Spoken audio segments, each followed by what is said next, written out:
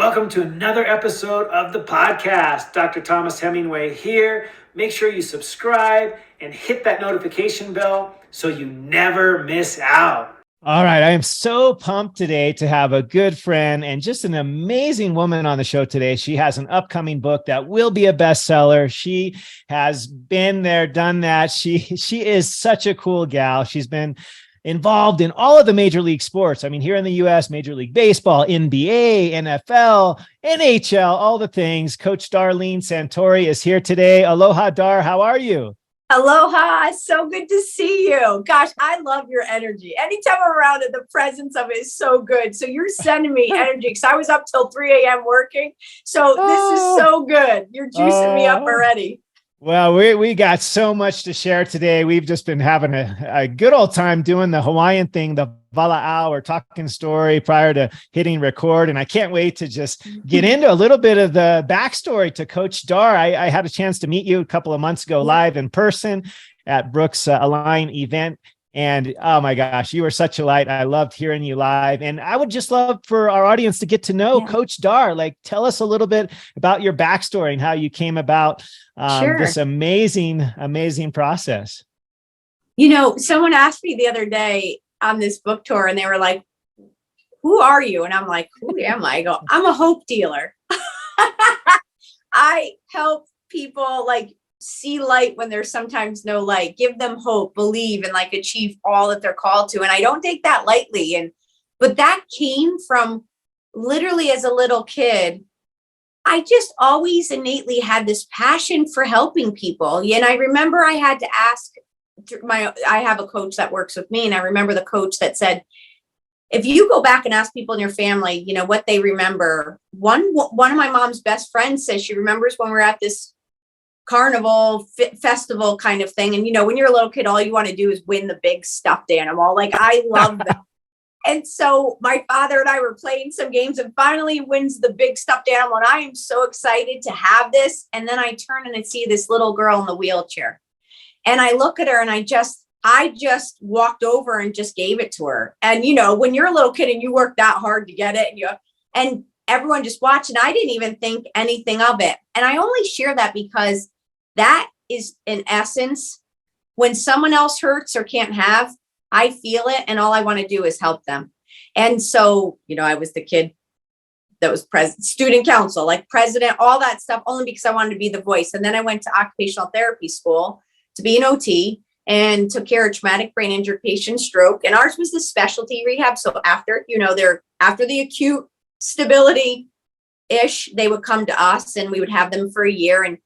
But I only say that because after, when you work with that and, seeing obviously people have such challenges, but you help people overcome the most extreme odds, what everyone told them was impossible. And in my role as OT, we help make the impossible possible. I mean, that's one of our taglines. And we put function into dysfunction and we find function. And so it literally has teed me up because my background, obviously, in that was helping people overcome and bounce back from extreme odds. And then I shared when we were at the conference, but I've had 3 strokes along my journey, which, after you have one, that should be one and done. I don't know why I had to have 3, but let's go. So I think I'm done now. But going through that was a lot of adversity and struggle through the years. The first one was at 25, right when I was ready to start a family. I just got married. I wanted to start a family with my husband then. And then I couldn't because it left when I had the stroke, I had a blood clot. And if that dislodged, that obviously could affect me being alive if I had a child. So at 25, I had to make real life decisions on what I would do, how I would, live my life, things I was told I could not do. So I had to endure what my patients were enduring in a lot of ways.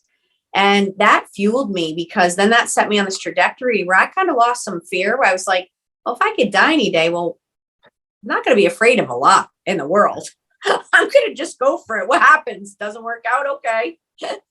Yeah, no, that mantra sort of live like you're dying. I think there's a country song. I forget who's the artist, but one of my favorites, because you just don't know when is your time to go. I mean, I, as an ER doctor for many years, I would literally see things, from birth to death, and it, in the matter of seconds, everything would change. And I think that just makes it more precious every breath you take. And you've already, 3 strokes. What? One is enough. I agree with you. One is enough. And to having, overcome that in your own life, and then helping so many others overcome, both in the professional athlete, arena, as well as CEOs and executives. What would you say, in your work with all these different, high performing people, are there any certain, underlying like common traits that they all tend to possess, these real high performing people? Like how would you kind of define some of these essential traits or characteristics that you've seen across the board? They definitely pursue excellence. I would say every one of them has this definite depth of pursuing excellence, a standard that is above par from most people. And if they're going to do something, they're going to do it really well. And they don't do a lot. They just do what they do really well. And here's the other part that is a, pattern of greatness for anyone, sports or not, but is doing the mundane really well. So if you think about a player has to go in every day, gets up, video review, practicing the same style shots since pretty much 4th grade, or even maybe 4 years old. And then they go to a meeting, go to lunch, take a nap, get up, play the game, go to bed, go to the next city.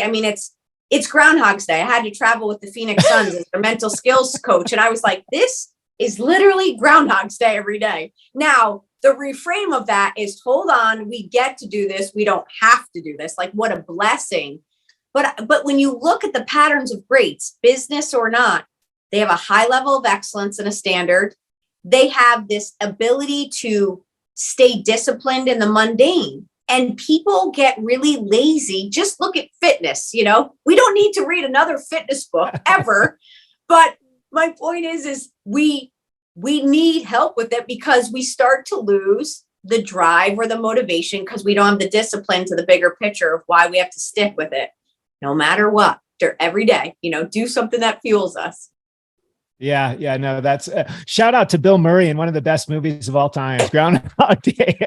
Seriously, it's so just good. One of the best movies. Yeah. And what you just said is making, the pursuit of excellence by doing the mundane, but doing it repeatedly, consecutively. I think one of the things that I remember from that book, I'm sure you've read it as well, at Atomic Habits, it talks about that as well. Like, one of the things that gets in the way of our success is that, and I see it in my kids sometimes, not as much as maybe, their peers, but boredom, right? Boredom gets in the way because we do these things repeatedly over and over. And if we want to get really, really good at something, we have to, right? It's minimum the 10,000 hour rule or even more. Yes. We have to do the same things over and over and not allow ourselves to get bored. So how do these guys do it? How do they not get bored by doing a free throw 1,000 times or 10,000 times or 50,000 times? What's their secret? How do they overcome that sort of mental, block of boredom that often, gets in our way? What's really key, and we hit on this just before we went live, but it's community. Yeah. So the band, the team, the bond, so they make it fun, whether it's baseball and they're in the dugout or on the field, they're hazing each other, having fun, joking around. They're on the court or the ice. In hockey, the NHL, one thing that people probably don't know is, but a lot of teams before they play soccer before the game. So they get in a circle before the game starts, not where everyone is, they're in the locker room, but they get in a circle and they just hit the soccer ball to each other. So they play soccer to mentally kind of just get them in flow, but it's a bonding thing. And this is a brotherhood, or sisterhood. And so we know the power of community. The power of community helps us. It really helps make the mundane enjoyable. And I never thought about this until I lost both my parents recently. And the church was standing room only for both of them. This is not either of them. They were a barber and a tool and die maker. No one has like a huge social media following. And I looked around and I was like, look at the community around them. And what happened was the sense of community. One thing that just was natural for us is if we were going to the grocery store, you might just call a neighbor and be like, hey, I'm running to the grocery store or the hardware store. Want to take a ride? We just did that. Like, hey, I'm going to get some gas. Want to get in the car and come with me? So think about, it seems so trivial, but those were the things where people say to me, what do you want to do? And I'm like, I just want to hang out with you. I just want to be in your presence, you know? And I think that is so downplayed because it's as if we have to be doing something so grand for it to be so great, which I'm all for great experiences. Don't get me wrong, but I really do enjoy sharing a meal. Like when we got to share a meal all together. I enjoy, if you said to me like, come on, you and Brooke, you were going down, like, we got to go get some stuff at the store. I'm like, all right, I'll come with you. Like, let's just all be together. This is living. I promise you. Yeah. Wow. That community, that camaraderie, I really feel like that's the secret sauce. We chatted about this offline a little bit. And I think it's underestimated, underreported, underrecognized. And we just literally, it's so powerful.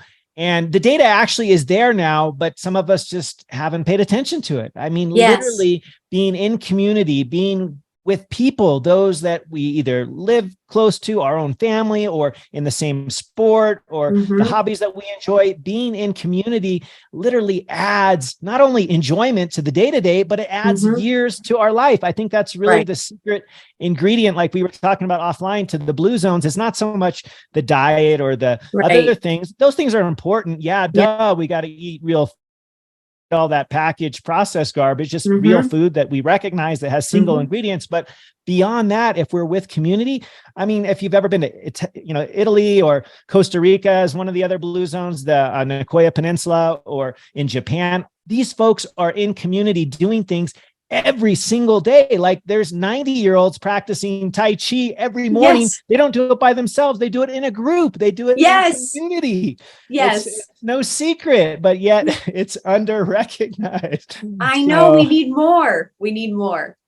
That is so amazing. I appreciate that you share that, because I'm sure the guys and gals in the professional, sports get bored of doing all the same, behaviors and things repeatedly, thousands of times. But when they're together and they want to outdo the, their teammate or the other guy or gal, it's a competition kind of, it's a healthy competition. I think sometimes nowadays that's lost a little bit, because I know my kids have been through, the soccer phase and these other kind of competitive sports that kids do. And I feel like, I don't know, there's something changing in our society about competition. Competition can be a good thing. We can all boost each other up, right? The tide rises all boats. And I really feel like that's a healthy thing, and that community can be so darn critical. So thank you. I didn't know we were going to talk about that, but I echo that. I feel that is so critical and crucial. And so thank you for mentioning that. You're welcome. So one of the other things I wanted to touch on, and this is something as well that I think in today's world, sometimes we don't speak about enough. And that's just the good old fashioned being gritty, like you were talking about, being persistent, pursuing excellence. And how does that play into, whether it be a professional athlete or a business executive, like where does that fit in the puzzle? How important is being gritty, and what's your approach to that? It's so important, because one of the things that I try to help when I'm doing their mental skills coaching and helping them with their mental edge is I talk about pushing beyond the comfort zone, and that the grittiness is, it's obviously in physical endurance. I want them to train longer than they normally would. So when it goes into overtime, they could sustain, but also mentally. I think back about the tennis match with Federer, and they went 5 hours. And it was like, that was the most unbelievable to me, physical and mental stamina, because to stay in it and keep going. And I see this in a lot of different sports, but now let's apply this to everyone's everyday life. You have to work on a project, and sometimes you have to go a little longer, and you have to practice pushing yourself out of those limits, because what happens is, you're generally working 9 to 5, when 5 o'clock comes, your body's like, all right, we're going to wrap it up. And your body is already to exit. These are moments in life when you feel like you're ready to exit, stay on. Don't exit the freeway. Stay in it a little longer, do a little bit more, only because it's going to push you. Difficult conversations, talking about your emotions, working on your physical and mental health, doing a project with your child, helping them stay in it a little longer. Because here's the thing, our mental endurance has gotten extremely shortened. I used to write in the hospital that patient will sustain attention to functional tasks for 1 minute. That was for brain injury. Okay, guess what?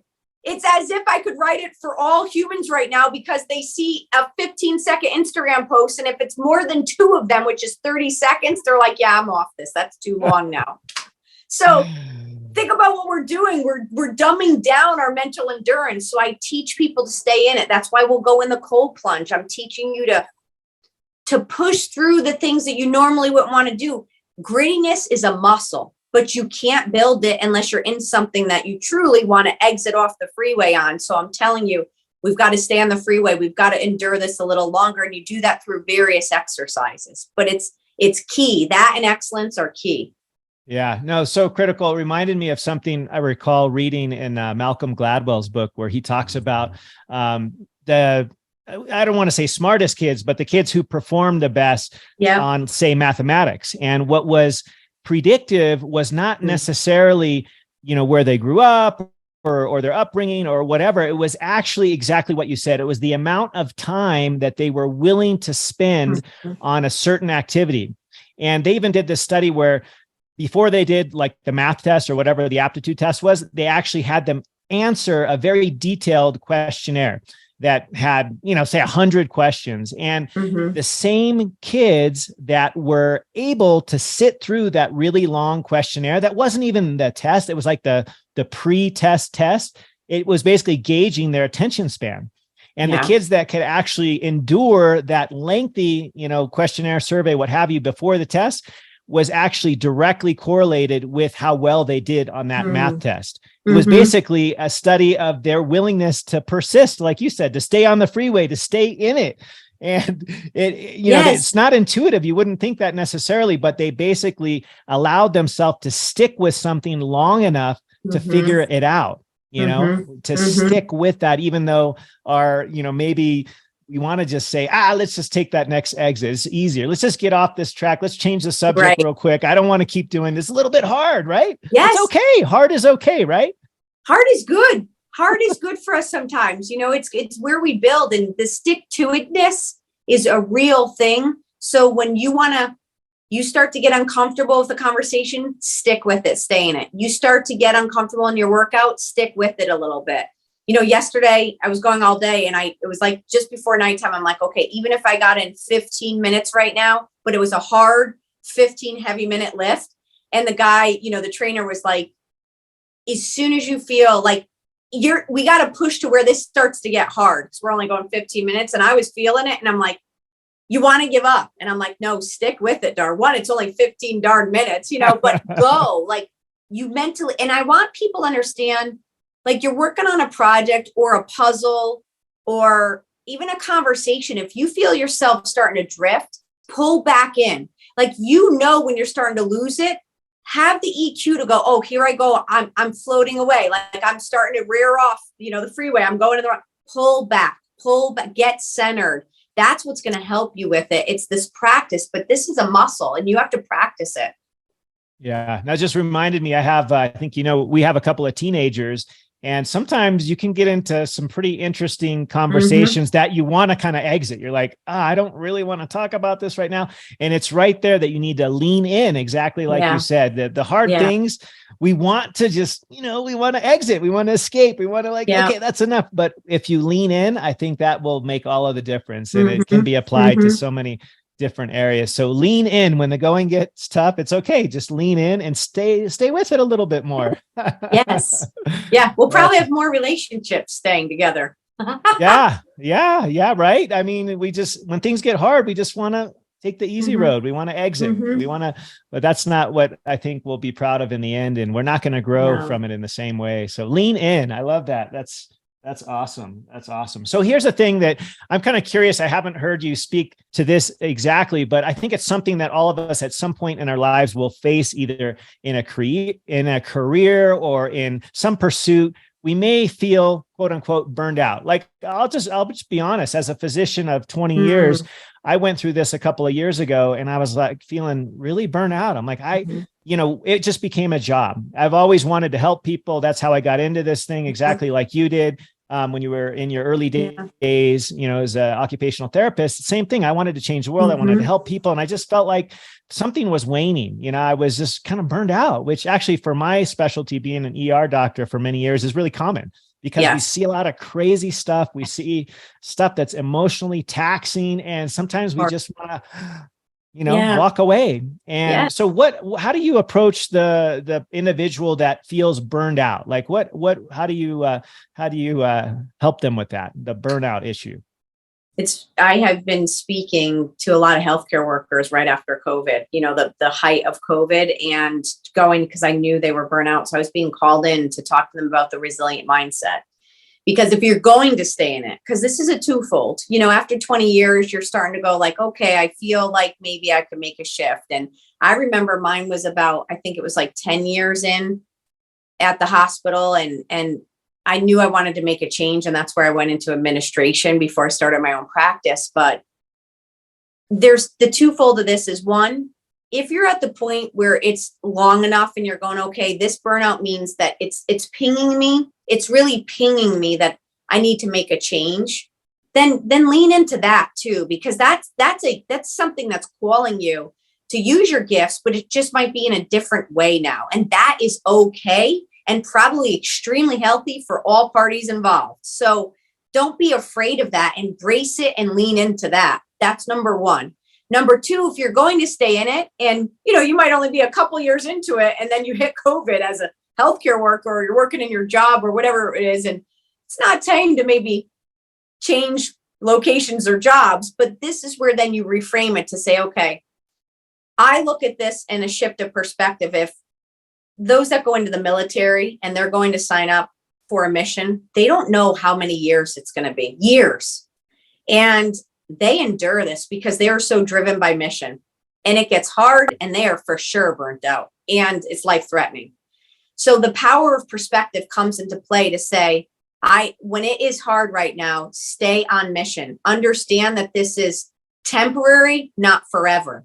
That this level of pressure on you is temporary because one, you could either make a change down the road, but you're shifting it to, I still get to do this. We still live in a country we get to do so much. It allows you to show up with gratitude, and gratitude sustains us in burnout because it's hard. And I'm not coming and saying, oh, this is easy. I'm saying the shift in gratitude allows you to show up. And there was an example when the Phoenix Suns are doing really well, but when they used to be in last place and there was no fans, I mean, it was like the other team came into our city.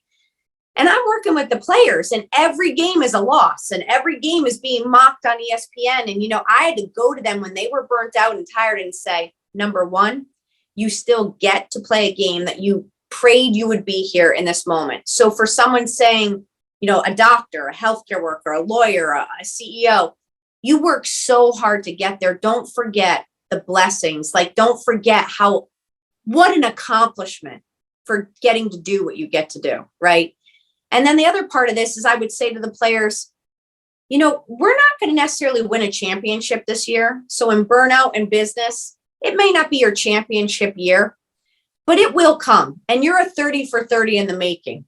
And your story is going to be told of how you handle this moment right now. And by the way, this is where we're going to get really gritty. We're going to build mental endurance and you're going to get better because of this. So I'm all about reframing the mindset, reframe the game so you could see the opportunity.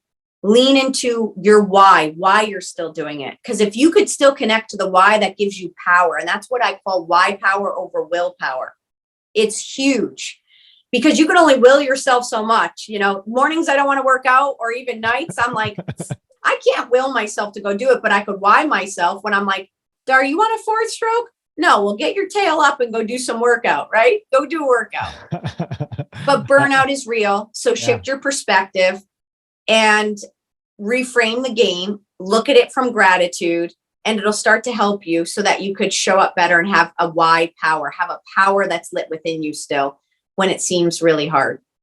Oh, that's amazing. Why power over willpower? And with that, you actually reminded me of one of my other favorite vitamins, and that's what I like to call vitamin G, or gratitude. Oh, So we yeah. talked about vitamin C, which is community, vitamin G for gratitude, and then vitamin M, which I often refer to as movement, but I think vitamin M could also be the mission, because I really feel like Yes. the mission, or in the Japanese language, they call it your ikigai, which is what Yes. gets you up out of bed every morning, your purpose, the thing that kind of motivates, excites, animates, literally makes your life worth living for you, that purpose, that mission.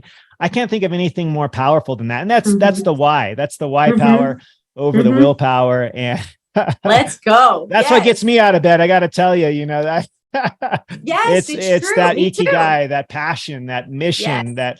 that, you know, that's what gets me going each and every day. So you've been one that has bounced back from at least 3 strokes and lots of other challenges in your life. What is sort of your secret sauce, your secret ingredients to bouncing back from something really hard? Do you have like a little checklist that you go through? Like, how do you approach something really hard that you got to bounce back from?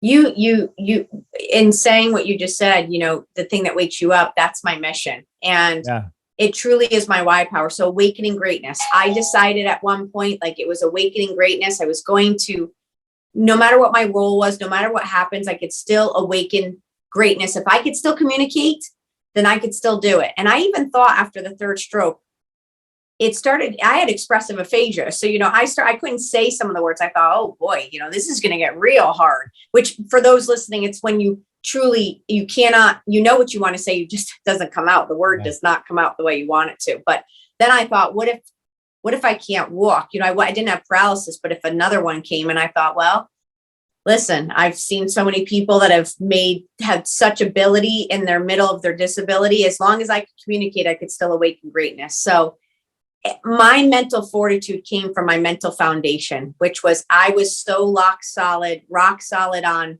and locked in on my why, that got me up on days when I still have to give my own medicine. You know, I still have to take these vitamins myself, but because I've done it consistently enough, I promise you, that's why I ended up writing the book, because life is going to hit us, but the people that bounce back faster are the ones that have been working on this, because they have a mental muscle that is strong. That doesn't mean they don't feel it. It doesn't mean it doesn't hurt. They just are more resilient. It's like buoyancy, or it's like an elastic. You just bounce back better, and you still have your elasticity to you. So you're like, okay, we got it. Let's go back now. Versus if you haven't worked on it, or you haven't worked out, you know, you start to get lax. Things get really loose on you. So it's harder to bounce back. That's the same thing here. And having your why power, having your mission, having your mindset and the ability to reframe, and all these tools I teach, that gives you the foundation to stand firm when the storm hits. Yeah, no, couldn't agree more. We'll call it vitamin M for mission. That secret sauce, that driving force that gets us up and out of bed each and every day, and the why power over the willpower. Wow, such amazing words of wisdom. Thank you for sharing that. What other kind of parting thoughts do you want to share with our audience about your upcoming book, The Art of Bouncing Back? Anything else you'd just love to share with everybody before we part? I think I just want to say that I hear you, I see you, I feel you, everyone listening. And I know life gets tough. I've been there. We're either going in the mess, we're in the mess, or just came out of the mess. Like, we don't get to escape adversity. However, how we handle it is going to be a defining moment in our lives. How we handle all the hits. And when I wrote the book, I put on the book cover a bouncy ball, because I often give them out for years. This is where this came from, to clients. And I used to say, the harder it hits, the higher it goes. And I know it's going to end up propelling us if we allow it. And I know adversity will advance us. And I know that the struggle will strengthen us, and the obstacle will provide opportunity, all if you allow it mentally. It's how you see it. It's how you perceive it. So we can work on this. It is something that we could work on. And I need people to start taking this really serious, not someday, but every day, that we work on our mental fitness, so that when the hits come, we don't stay down as long because we need you. Yeah. Wow. Wow. Adversity will advance us if we allow it. Wow, that's powerful. Well, I know very well the bouncy ball. We got 6 kids and we've had lots of bouncy balls, but I love the harder you hit, the higher you'll bounce. If you allow it to happen, oh my gosh, it's not a question of if, or it's really when. We all have adversity, and we will have it over and over again. We just don't know what's out there, but we can bounce back. And you've been a living example of this, and many of those that you've worked with over the years. I mean, wow, what an incredible lesson for us to learn, that we can bounce back and let that adversity advance us. Yes. So that's amazing. Well, thank you for reminding me of my favorite vitamins: vitamin G for gratitude, vitamin C for community and connection, and just that overall grittiness that I think we all want to have. And we want to be more like you, Dar. We want to be bouncing back. So thanks for being here today. Thanks so much for having me on. Truly, I appreciate it. Oh, you're so welcome. I encourage everybody to get Coach Dar's upcoming book, The Art of Bouncing Back. And where can we find it, Dar? Where can we find you? Tell us all the things. You could go to coachdar.com, and that has all of the information on the book, on social channels, how to connect. And Instagram is the greatest way. I always put stuff on there that, I don't put on all of my media, but you could go to the Coach Dar, THE, and then Coach Dar. And I give you mental fuel. I use literally all of this as pay it forward inspiration. So you could find me on there, connect with me there. Amazon has my book, and February 28th is when it can be bought everywhere. And, buy one really for the purpose and share it, pay it forward, because we are going to help our mental health challenge that we have here by working on our mental fitness and getting the skills we need. Oh my goodness. Mental fitness is so critical. And I think we've all been awakened to this the last couple of years of its importance, but wow, you have lived this, you've shared this, you've taught this. So thank you. CoachDar.com, everyone. The Coach Dar on Instagram, The Art of Bouncing Back. You can pre-order it right now. You can get it February 28th. Any place books are sold. Oh, I can't wait I'm going to get my copy, Dar. When I see you this weekend, I'm going to have you sign it. Okay. I sure will. That's a promise. Awesome. Well, thank you so much for being here today. What a gift. Just have enjoyed this so much. Can't wait to see you again in person. And for those that have never seen Coach Dar live and in person, oh my gosh, powerful. And if they missed it, Dar, we have the recordings of your amazing speech, the weights that you just tossed like they were feathers. I can't remember how many, 30 or 40 pounds that was. You just threw those out like they were nothing. It was amazing. That was such an amazing speech. Thank you I loved it. So thanks for being here again. Big aloha to you. Aloha. Thank you. I hope you enjoyed this episode of the podcast. Please make sure you hit the subscribe button and the notification bell so you never miss out on any future episode. And I'd love to hear your comments and feedback. If there's any topic you'd love to hear about, you're dying to know, burning questions, please comment below and let me know what future topics are of interest to you.